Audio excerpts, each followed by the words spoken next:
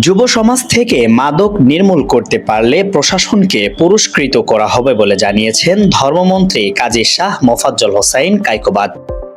শুক্রবার কুমিল্লার মুরাদনগর উপজেলা পরিষদের কবি নজরুল মিলনায়তনের প্রধান অতিথির বক্তব্যে তিনি একথা বলেন। ধর্মমন্ত্রী বলেন, দলীয় পরিচয়ে কেউ কোনো অনৈতিক সুবিধা নেয়ার চেষ্টা করলে তাদের বিরুদ্ধে আইনানুগ ব্যবস্থা গ্রহণ করবেন। প্রশাসন আইন অনুযায়ী চলবে। সন্ত্রাসী, চাঁদাবাজি ও দখলবাজিকে কঠোর হস্তে দমন করতে প্রশাসনের প্রতি অনুরোধ করেন।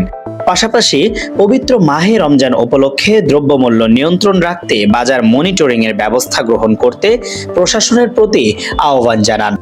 এর আগে সকাল 10টা 40 মিনিটে ধর্মমন্ত্রী কাজী শাহ মোফাজ্জল হোসাইন কায়কোবাদের গাড়িবহর মুরাদনগর উপজেলা পরিষদে প্রবেশ করলে তাকে প্রশাসনের পক্ষ থেকে গার্ড অব অনার প্রদান করা হয়। দুপুরে কাজী শাহ মোফাজ্জল হোসাইন কায়কোবাদ মন্ত্রী হয়েই শহীদ পরিবারের সাথে সাক্ষাৎ ও তাদেরকে ইফতার সামগ্রী উপহার দেওয়ার আনন্দিত শহীদ পরিবারের সদস্যরা।